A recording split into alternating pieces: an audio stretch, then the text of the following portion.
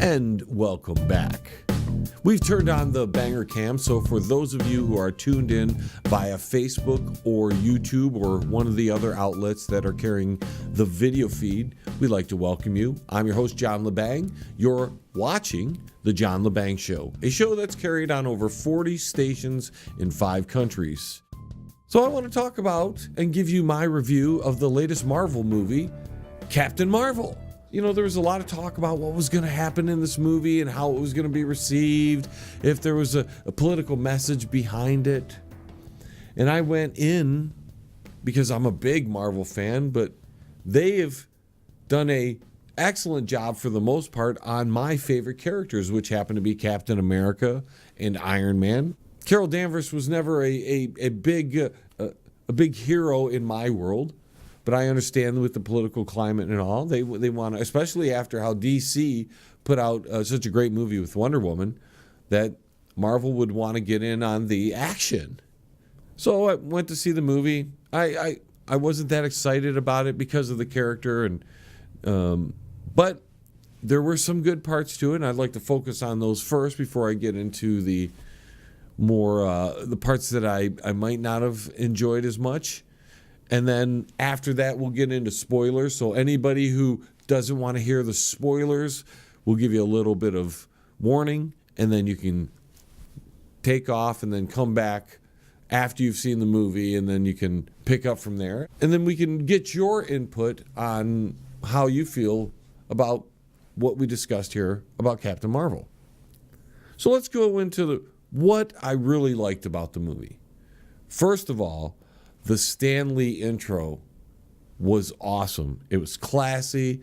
It was a great way to start the movie. It gets you feeling good about what you're going to be seeing in the next 2 hours or whatever. I thought Sam Jackson as Nick Fury was very good. I was going in expecting a little bit more of a die-hard kind of Sam Jackson, but we got it was Jackson, but it wasn't quite the hard-edged Jackson that I thought we would get. But I still liked him. In fact, I thought he was one of the best parts of the movie. Now, I also liked Annette Bening as the Supreme Intelligence. And I don't want to get into spoilers too much, so that's all I'll say as far as that is concerned. I have to say, I do not like Brie Larson. I didn't think she was very good. The editing of the movie was clunky. It looked like Brie was having a really hard time. Either she doesn't run very well or she was having a hard time running in her suit. And the filming of that was very awkward. The fighting scenes were filmed in a way that made Brie look clunky and stiff, and she didn't look natural. I would think costume design has a lot to do with that, but the filming in itself should have picked that up, and they should have changed some of the angles so that it wasn't so apparent. I mean, there's not much you can do with an origin movie these days. A lot of it was predictable. In fact, my buddy Keezy, if you're watching, I hit 3 of them pretty well, didn't I? I told you 3 things would probably happen, and that was just by the trailers. And that was another problem with this movie is the trailers, in my opinion, didn't do the movie justice. And we'll get into why once we get into spoilers. But as far as the last 4, we'll say origin movies, for Marvel, I think this is the weakest of the bunch. Black Panther was better. Spider-Man Homecoming was just far superior to this. And Doctor Strange, I still think is a little bit better than this movie overall. But that's going to be about it for what I can tell you without spoiling any more. So I'm going to give you maybe a C- for a movie ranking.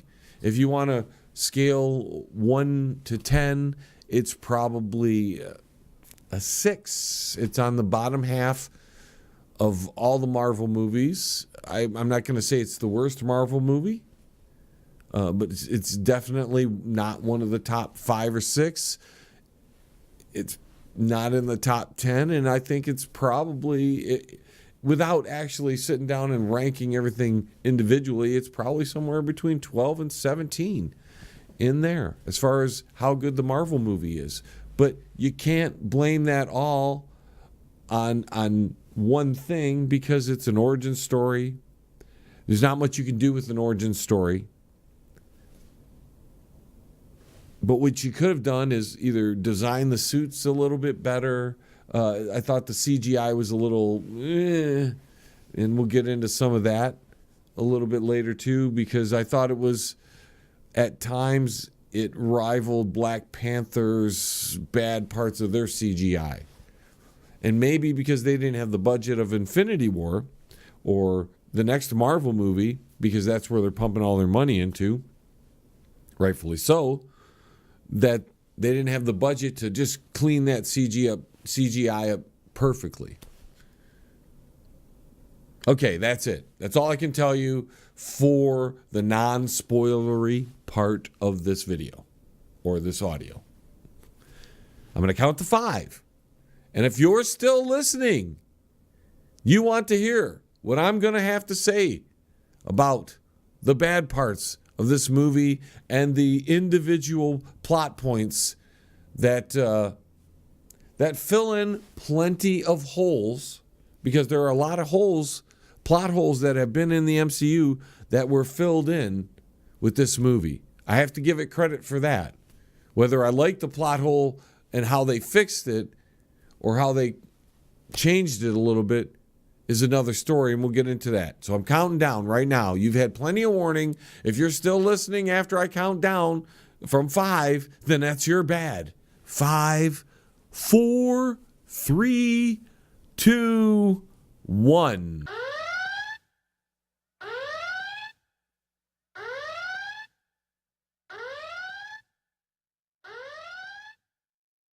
So let's get into this. We've heard a lot of things going on politically.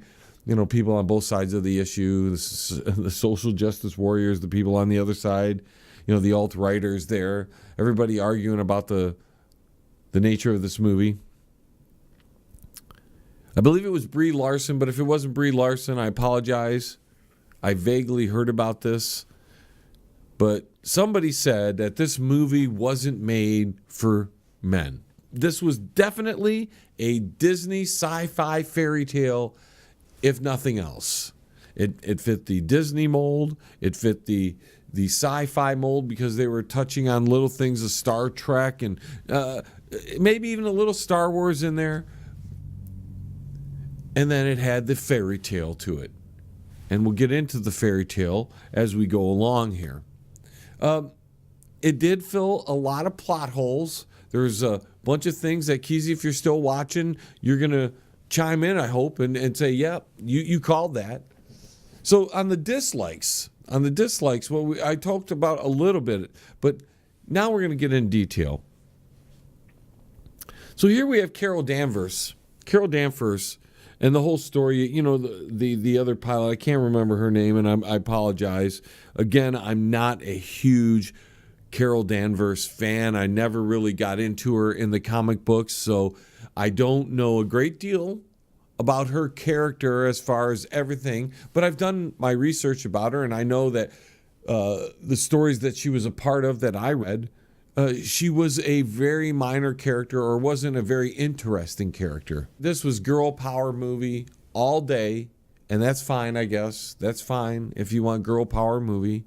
If that is more important than producing a well-produced, no plot holes movie, because as I said before, it filled some plot holes, but it made a whole bunch of other ones.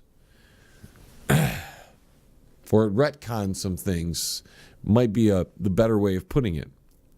I think it was the friend of Carol Danvers. They were complaining that they can't fly in combat. Women aren't allowed to fly in combat.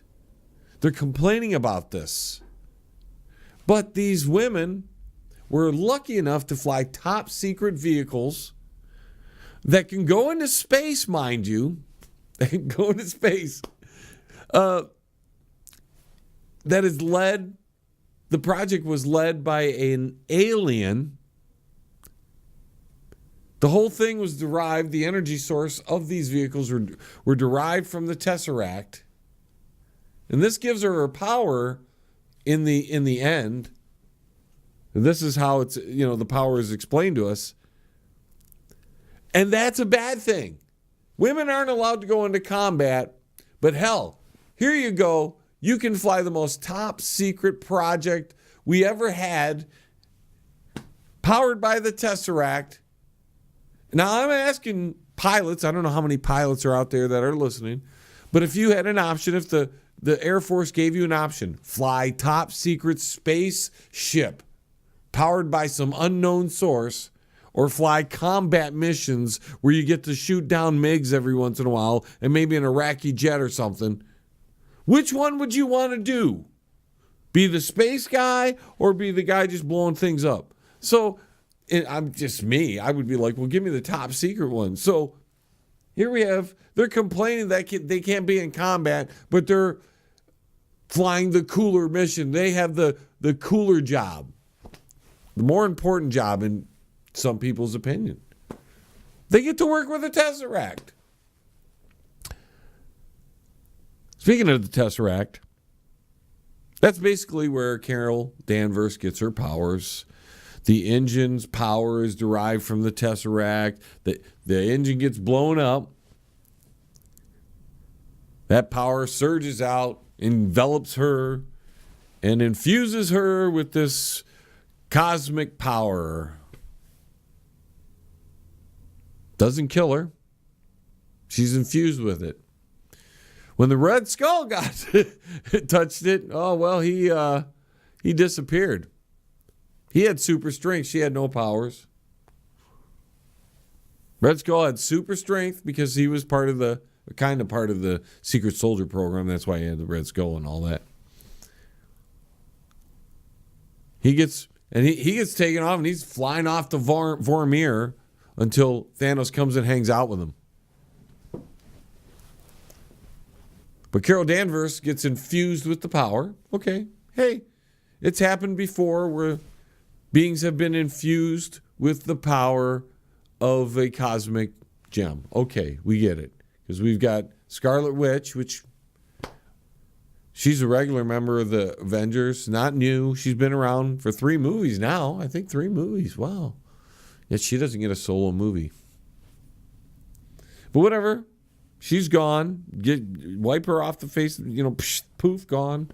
And bring in Carol Danvers, who gets her powers from the same type thing. Different gem, but it's the same type thing, Now, Carol's infused with the power. She's been given all this new blood because apparently blood helps you get superpowers or helps you do something. I don't know why you would infuse them with blood. Make, whatever. But that's a plot point. Now she's stronger than Thor. I mean, she's strong, although she's being told to hold back, That's another plot point. Jan Ra, all movies, like, no, don't use your powers. Don't use your powers. Hold them, control them. Whatever. To people with great power, it needs good responsibility or something, right? I know I hacked that, but it's a joke. So he's telling her not to use the power. Now, if you want to kill the Skrulls, I'm just saying, if you want to kill the Skrulls, wouldn't you want your most powerful weapon going nuts on them and wiping out everything if you knew she could do that? No, hold it back, man. Hold it back. Don't worry about it. No big deal. No big deal. We don't want you to use it. Use a gun. Oh, wait. She's the only one. Did you notice that? She's the only one who doesn't use a gun or a weapon of some sort when they're going to that one little planet where she gets kidnapped at. Nope. Superpower girl that you can't use her power. She can't use her power, but, she can go in there without a gun. Everybody else has got some kind of weapon. Now, I was thinking, if all you need is to be blasted with energy that is derived from a cosmic stone of some sort. You know, the gems. One of the 6. If it's that easy to be infused with power, then why don't we have a bunch of Hydra agents running around the MCU doing damage because now they're super strength because they got blasted way back in Captain America, the First Avenger. Remember that, by the way. Captain America, the First Avenger. Marvel made it a point to call him the First Avenger. The Howling Commandos are running around and they're using weapons on all these Hydra agents that they, because Cap broke them out and they got some of the weapons. They're blasting each other, blasting each other with them. You'd think if it's that easy, I mean, at least Carol Danvers easy to be infused with power, that we'd have a bunch of Hydra agents running around with superpowers. I did say I liked Annette Bening's rendition of the Supreme Intelligence. I thought it was decent. It's an interesting concept. It was very Matrixy, but it was at least a decent concept. I did not like her as they were tying that in to she was Marvel. I thought and I touched on this earlier, I thought the fight scenes were awful. Most of the hand-to-hand combat looked clunky, filmed awkwardly. They should have got other people to do I don't know if it was the choreography, I don't know if it was the suit, I don't know if it was just bad. A lot of it's bad filming and editing, I can tell you that right now. So I don't want to put this on Brie Larson, even though I didn't think her acting was all that spectacular. I don't think you can blame the fight scenes on her as much as the filming and maybe the choreography, but I just thought it was clunky. It didn't look smooth. It looked chopped up, but not in a way that Black Widow kicks butt. Now we have a part that I swear, I'm going to call it gag me with a spoon. These next parts, the next part I'm going to talk about here, is just things that just made me sick. They were put in the movie. I don't know why they were put in the movie. They should have never been put in the movie. They should have never touched on it, whatever. Here we go. The whole thing, all through the movie, and I know some people that saw it before me said they didn't see it. I saw it totally. If you don't hold a girl back, she can be a Mary Sue. That is the message of this movie. And what is considered holding a girl back is throwing a pitch at a girl and the girl goes down in baseball and she has got to get up and wipe that dust off and get back in the batter's box. Or she's in the military and she's trying to jump from rope to rope and she misses and boom, she falls down and her peers heckle her. And various forms of that. That happens to everybody that goes through that and doesn't succeed right away. So to me, it's just like, it's another thing it's put in there and it's like, man, you didn't need to shove that in our throat because that happens to everybody.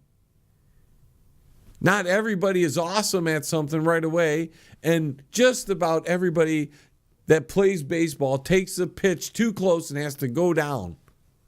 Or just about everybody who is learning physical fitness, whether it be in the military or whatever, and you're jumping from rope to rope, slips and falls.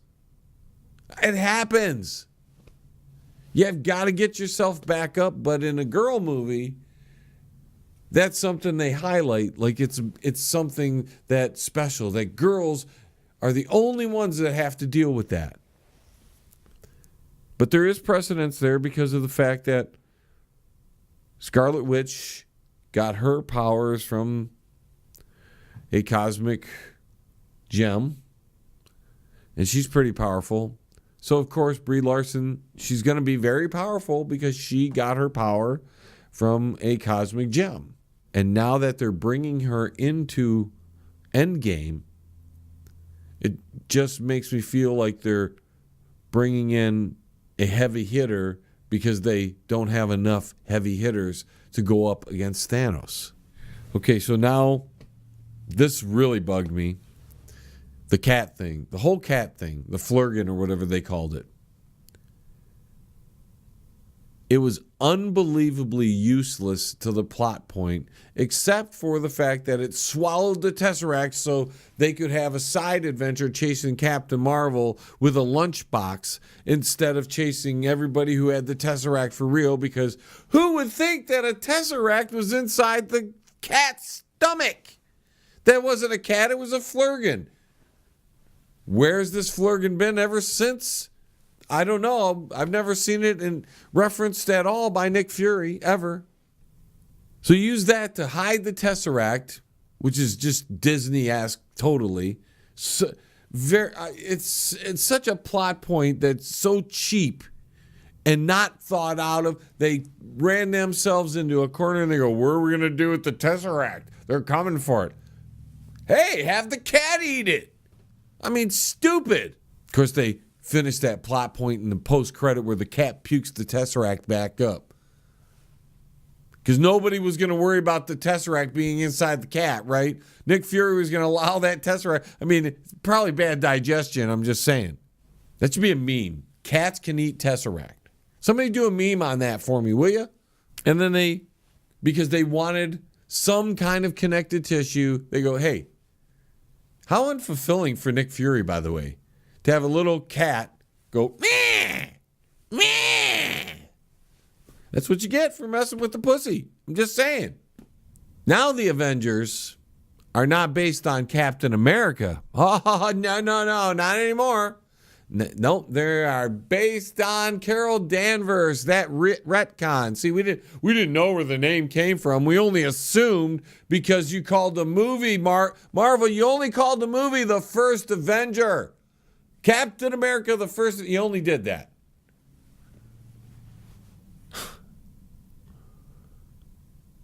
So we're going to retcon it. Now it's based on Brie Larson's call sign when she was an Air Force pilot. Okay. An Air Force pilot that complained about the fact that they couldn't be in combat, but they could fly secret space missions to see how well the new spacecraft that was powered by the Tesseract could handle. Okay, great. Huge holes right there, in my opinion. That's just awful. You're kidding me. You're going to name the Avengers? Nick Fury's going to name the Avengers after Captain Marvel. There's quite the buzz around here finding you in the ice. Thought Coulson was going to swoon. Did he ask you to sign his Captain America trading cards yet? Trading cards? They're vintage.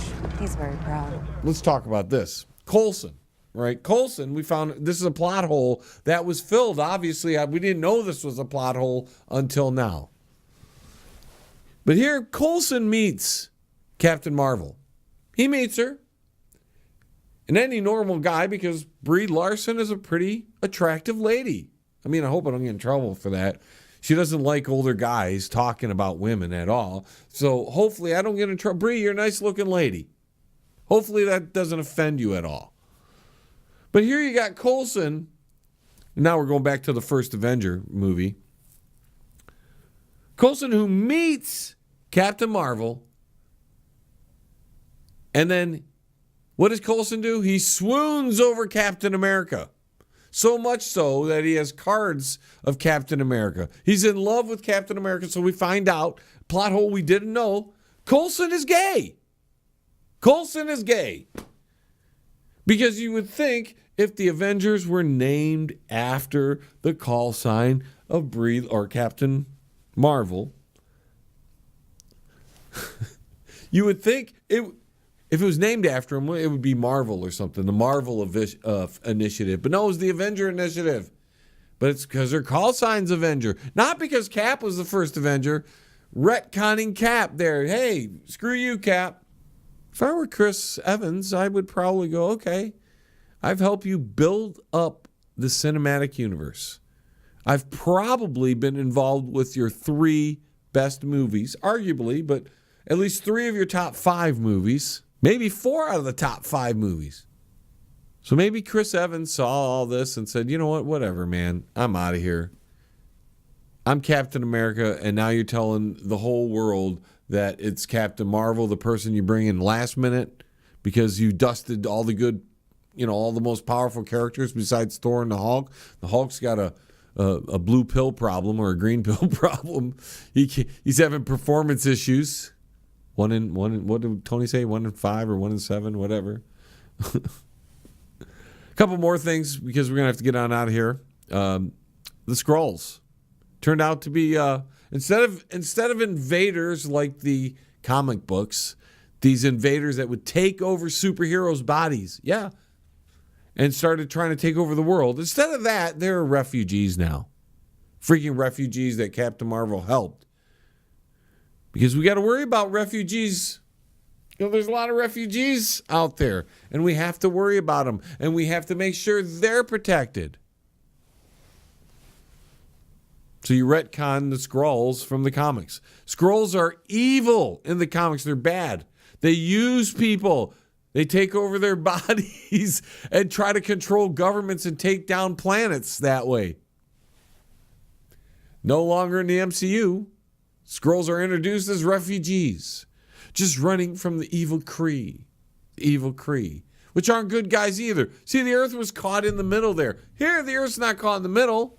Kind of was until the end where she's, Skrulls are cool. Skrulls are cool. The editing of the movie I thought was dreadful. The music was not well used.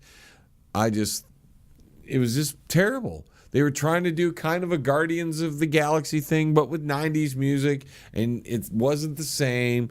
They tried to borrow all cool elements from all the other movies to put this movie together. You could see how predictable it was, and it just wasn't that good, unfortunately. The best thing about it is the only thing it changes for Infinity War is it adds one more person to the mix. Hopefully Marvel doesn't ruin it all and uses her to fix everything from everywhere. And the original members, the people who have earned this battle, this revenge battle with Thanos, actually are the ones that get to do it.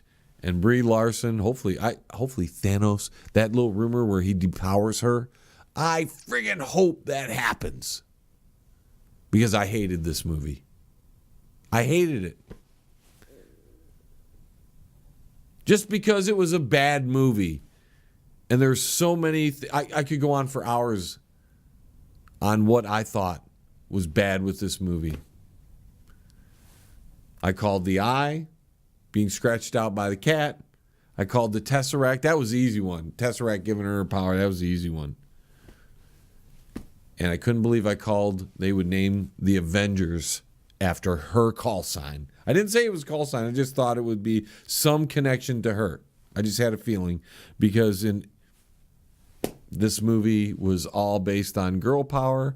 And yeah, it was there's very little to do for guys except have what I thought was the best character of the movie, Sam Jackson as Nick Fury. They should have called it Fury and just added her in there. That would have been better. It would have made more sense. Thanks for listening to my review, everybody, of Captain Marvel. Let me know what you think in the comment section or the chat room. And we will see you next time. We're going to be turning off the banger cam for the 4th segment of the show. So all of you tuned in on the radio, you'll still hang in there. We'll be right back. Those of you watching on video, follow us on the radio show right now by tuning into the website, www.jailabang.com. Thank you. We'll talk to you soon.